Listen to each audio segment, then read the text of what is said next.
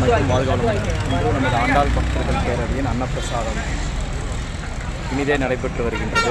திருநீர்மலை ரங்கநாதர் பெருமாள் நீர்வண்ண பெருமாள் ஆலயத்தில் அமைந்துள்ள ஸ்ரீ ஆண்டாள் தாயாருக்கு காலையில் 10 மணி அளவில் சிறப்பு திருமஞ்சனமும் அதனைத் தொடர்ந்து அன்னப்பிரசாதமும் நடைபெற்று வருகின்றது.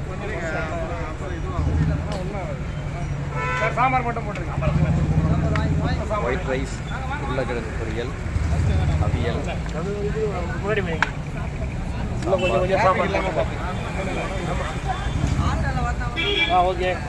வடை, அப்பளம், ரசம்,